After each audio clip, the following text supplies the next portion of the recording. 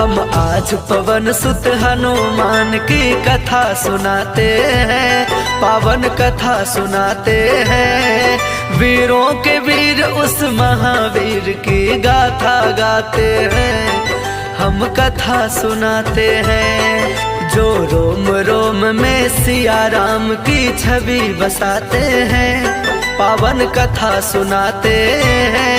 वीरों के वीर उस महावीर की गाथा गाते हैं, हम कथा सुनाते हैं।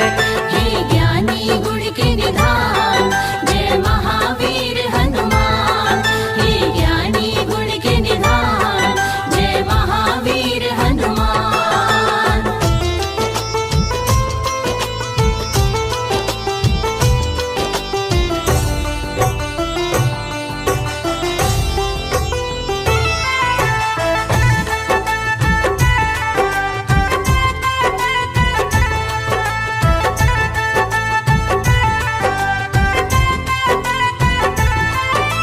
पुंजिक स्थल नाम था जिसका, स्वर्ग की थी सुंदरी। वानर राज गुजर के जन्मी, नाम हुआ अंजनी।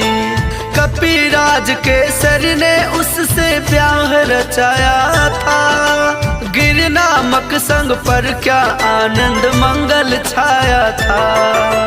राजा केसरी को अंजना का रूप लुभाया था, देख देख अंजनी को उनका मन हर्षाया था।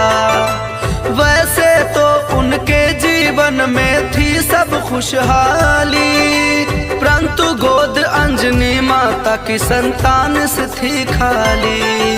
अब सुनो हनुमंत कैसे पवन के पुत्र कहते हैं, पावन कथा सुनाते हैं।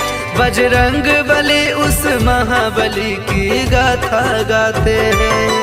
हे ज्ञानी गुण के निधान, जय महावीर हनुमान। हे ज्ञानी गुण के निधान, जय महावीर हनुमान।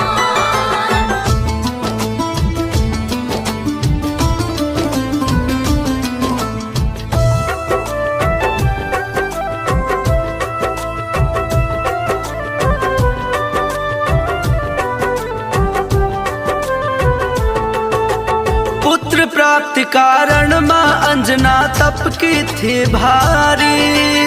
मदन मुनि प्रसन्न हुए अंजना पर अति भारी। बक्तेश्वर भगवान को जप और तप से प्रसन्न किया, अंजना ने आकाश गंगा का पावन जल पिया। घोर तपस्या करके वायु देव को प्रसन्न किया, अंजनी माँ को स्पर्श किया वायु का एक झोंका। पवन देव हो प्रकट उन्हें फिर पुत्र प्रदान किया, इसीलिए बजरंग का नाम पवन पुत्र दिया।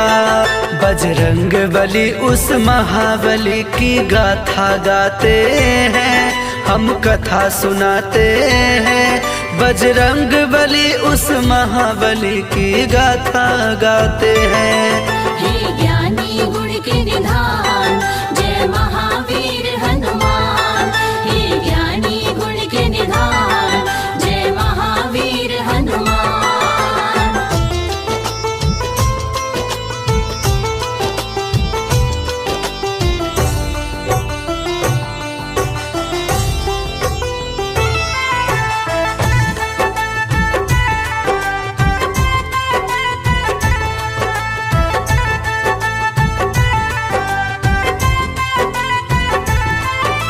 राजा केसरी और अंजना करते शिव पूजा, शिव भक्ति के बिना नहीं था काम उन्हें दूजा।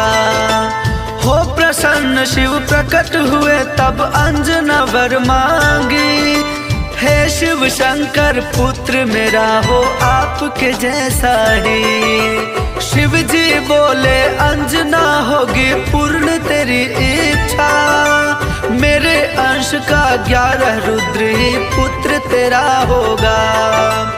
जन्म लिए बजरंगी घट गए संकट के बादल, चैत्र शुक्ल की 15 की और दिन था शुभ मंगल। बजरंगी तब से शंकर के अवतार कहते हैं, पावन कथा सुनाते हैं। बजरंग बली उस महाबली की गाथा गाते हैं। हे ज्ञानी गुण के निधान जय महावीर हनुमान। हे ज्ञानी गुण के निधान जय महावीर हनुमान।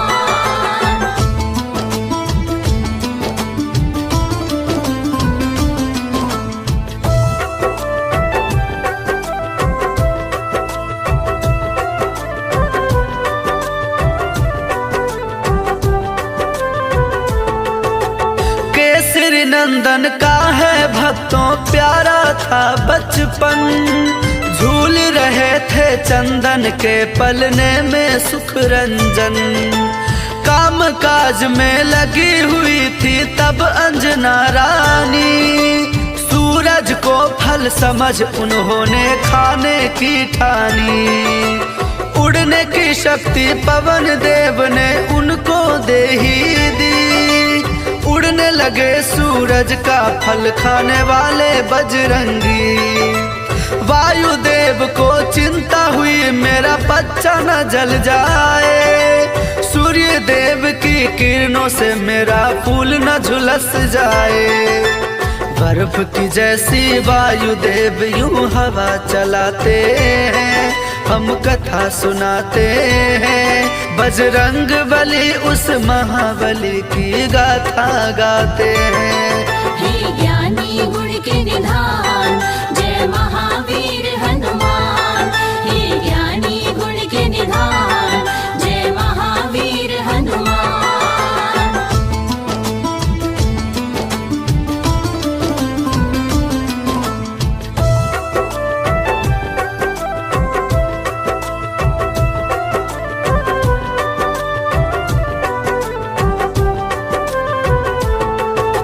सूर्य देव ने उनको आते देखा अपनी ओर। समझ गए वह पवन पुत्र है नहीं बालक कोई और। शीतल कर ली सूर्य देव ने अपनी गरम किरणें। पवन पुत्र गुरु रथ पर चढ़कर सूर्य लगे डसने। अमावस्या को जब राहु सर्प डसने को आया, बजरंगी का खेल देखकर बड़ा ही घबराया। इंद्रदेव को आकर सारा हाल था बतलाया। बोला एक बालक से मैं तो प्राण छुड़ा लाया। इंद्रदेव को साथ में लेकर राहु आते हैं, हम कथा सुनाते हैं। बजरंग बली उस महाबली की गाथा गाते हैं।